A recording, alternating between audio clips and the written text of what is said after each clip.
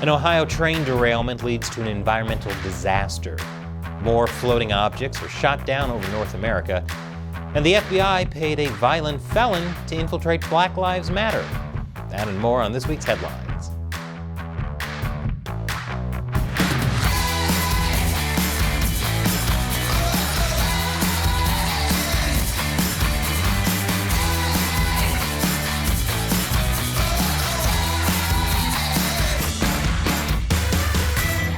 Welcome to America Uncovered. I'm Chris Chappell.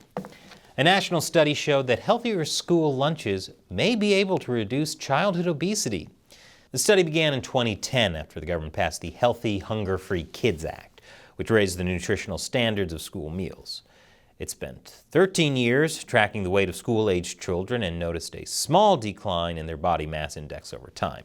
In other words, they needed a 13-year study to determine healthier food might reduce obesity. Brilliant conclusion. What's next? Are we going to see a study released in 2036 that says juggling chainsaws blindfolded could maybe, possibly, increase your odds of parking in a handicap spot? We can't recommend against it until we finish the study. On February 3rd, a Norfolk Southern freight train carrying the hazardous chemical vinyl chloride, which is used to make plastic and vinyl products, derailed in East Palestine, Ohio. The crash was seemingly caused by a wheel bearing overheating. Hundreds of residents were immediately evacuated. According to reports from Norfolk Southern, none of the freight cars containing the vinyl chloride were breached, but a crew was sent in to release and burn the chemicals on February 6th. Yes, they decided to release and burn these toxic chemicals. According to an order from Ohio Governor Mike DeWine's office, the chemicals were burned because the vinyl chloride contents of 5 rail cars are currently unstable and could potentially explode, causing deadly disbursement of shrapnel and toxic fumes. So to avoid these chemicals exploding and releasing toxic fumes, they set them on fire and released toxic fumes. When vinyl chloride is burned, it decomposes into hydrogen chloride and phosgene. These chemicals are highly poisonous and corrosive, which makes me wonder, were they really trying to save lives by burning these toxic chemicals? Or were they trying to create a Spider-Man villain named Vinyl Man? Seriously, is reality being written by Hollywood now? That's not that far-fetched, considering the site of this train wreck is where a train wreck was filmed for the 2022 Netflix movie White Noise, about a train carrying toxic chemicals derailing and causing residents in Ohio to evacuate. Whoever is controlling the simulation is clearly running out of ideas. Hey, if you want to base reality off a movie, could you maybe do Cats next time? What? I like animals and musicals. It's perfect. 2 days after the chemicals were burned, residents were allowed to return home. They immediately noticed strong odors in the air and several began feeling ill. The Environmental Protection Agency released a statement a few days later saying air monitoring since the fire went out has not detected any levels of concern in the community that can be attributed to the incident at this time. However, residents of East Palestine and even Ohio citizens several miles away were still concerned over the toxic gas clouds. And they have even more reasons to be concerned considering that there were more toxic chemicals on the train than initially reported. And several were in freight cars that were breached, causing these chemicals to be released into the air and the soil. And animals in the area suddenly died, including thousands of fish. This is despite authorities continuing to say the well water is safe to drink, despite the waterways along the Ohio River being contaminated with hazardous materials.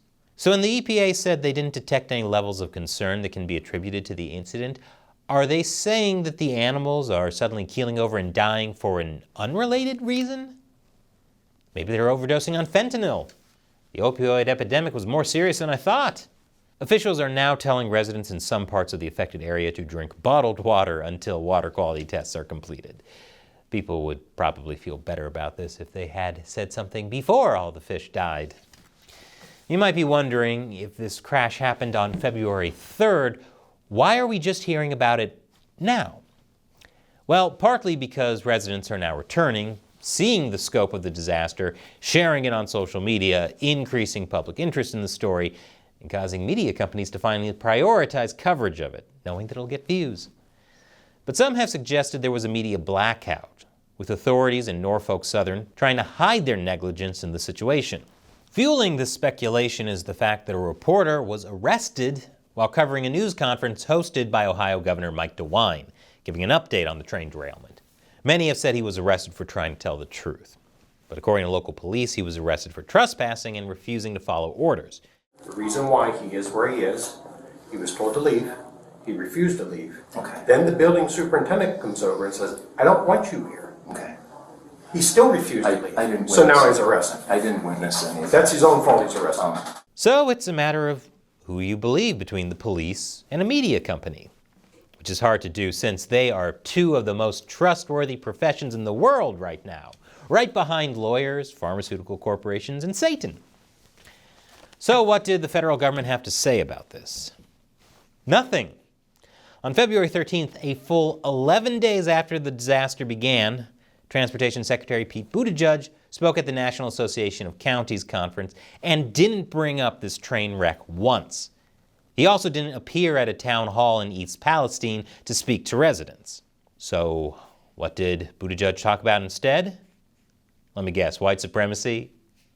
You think I might be joking, but the Transportation Secretary of the United States ignored a massive transportation catastrophe and instead spoke about white construction workers allegedly stealing jobs from communities of color.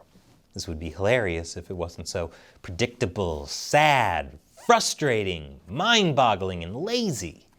But other than all that, hilarious. And just to remain completely predictable, Buttigieg eventually blamed Trump for this crash, because he said there were braking regulations put in place under Trump that were constraining the Biden administration. As terrible of a decision as this was, it could have been worse. Buttigieg saw a potentially explosive situation and chose to ignore it instead of setting it on fire. More after the break. Welcome back. The U.S. warned that American citizens living in Russia are at risk of being wrongfully detained or even conscripted into the military to fight against Ukraine. In a recently released travel advisory, the U.S. Embassy and consulates in Russia said that U.S. citizens have already been interrogated without cause and threatened. It advised that any Americans living in Russia return to the U.S. immediately. In response to this, Edward Snowden replied, "Ha, nice try." Speaking of potential foreign dangers, China's spy balloon. Since the first object believed to be a Chinese spy balloon was shot down on February 4th, the U.S. military has shot down 3 more unidentified high-altitude objects. Blasting floating objects out of the sky? We've gone from living in white noise to living in Galaga. The military should let one of the balloons capture a ship. This way, when the next ship blows it up, they get a double ship. Little tip for you retro gamers out there. These 3 objects were shot down in 3 consecutive days. They were floating over Alaska, the Yukon in Canada, and Lake Huron in Michigan. However, the military missed their first shot at the object over Lake Huron. General Mark Milley said the missile landed harmlessly in the lake and was later tracked down. He added, "We're very, very careful to make sure that those shots are in fact safe." Cool. But could you maybe also be very, very careful when firing a $400,000 missile that it actually hits its slowly floating target? Then again, even if the missile did blow up, it wouldn't have been the most disastrous fireball this month. The objects shot down over Alaska and Canada are believed to be balloons.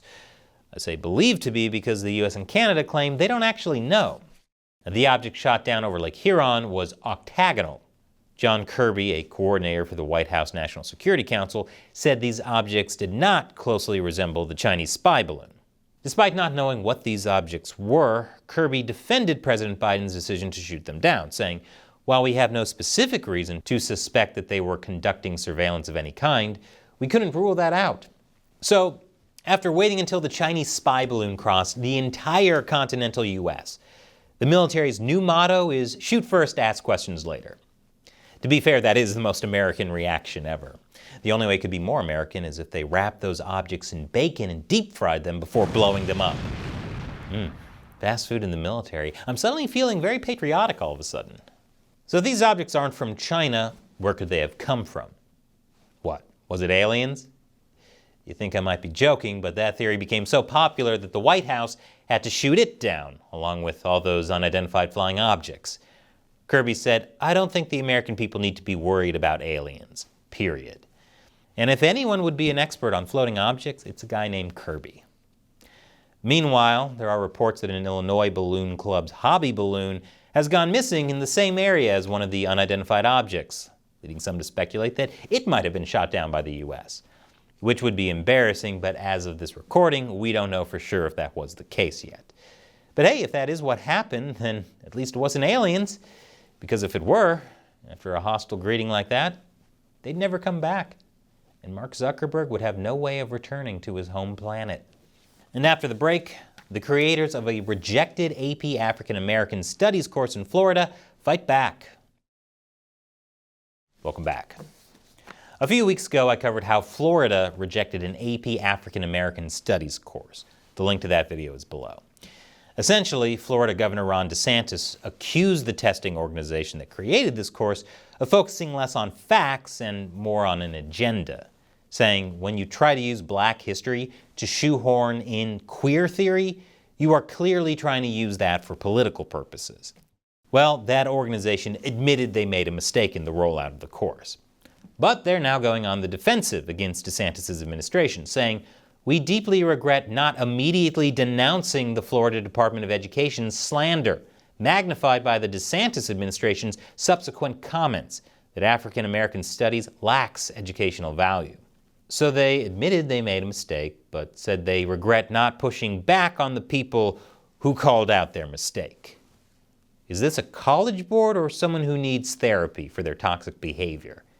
Yeah, I was wrong, but he didn't have to point out I was wrong. So really, he's the jerk here. Speaking of people that can never admit when they're wrong, the FBI.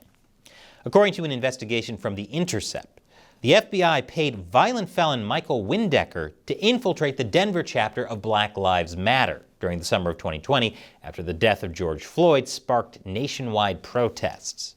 While working as an informant, Windecker helped organize protests against the police that turned violent, leading to several protesters being injured.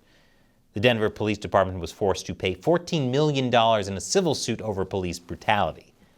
Ultimately, Windecker was kicked out of Denver's BLM movement for being too violent. So, while trying to spy on a potential threat, the FBI wound up making a bigger threat. This would be like a fire department hiring an arsonist to keep a lookout for forest fires. This investigation shocked and angered many, including Oregon Senator Ron Wyden, who said, if the allegations are true, the FBI's use of an informant to spy on First Amendment protected activity and stoke violence at peaceful protests is an outrageous abuse of law enforcement resources and authority. The FBI has a long history of infiltrating groups, and it doesn't look like they have any intention of stopping this practice. According to a document from the FBI's Richmond, Virginia office shared by a whistleblower on Tucker Carlson Tonight, the agency is looking to spy on what they call radical Catholics and ultimately Christians. The whistleblower said they have found a gateway in what they think is fringe Catholicism in order to move into Christians in general and declare them to be the actual criminals in this country or the potential terrorists. So basically, it doesn't matter if you're left-leaning or right-leaning, the FBI is willing to ignore the Constitution to spy on you because they consider everyone to be a criminal. I'm no psychologist, but I'm pretty sure that's what's known as projection. Considering how shady they are, it's no wonder people blame the FBI for things ranging from suppressing free speech on Twitter to secretly instigating the January 6th protest at the Capitol. And who knows what organization the FBI will infiltrate next? I wouldn't be surprised to learn that an FBI agent posed as a beauty queen to try and gain access to a major pageant. And yes, I know that's the plot for Miss Congeniality, but considering how the writers for the simulation we're living in are running out of ideas, it's only a matter of time. So what do you think about the stories we covered this week? Leave your comments below. And if you want to help us deliver nonpartisan news, be sure to support America Uncovered by going to patreon.com/America Uncovered. All it takes is as little as $1 or more per episode to fight YouTube's censorship and demonetization. We rely on your support to help us keep making great episodes. Once again, I'm Chris Chappell. Thanks for watching America Uncovered.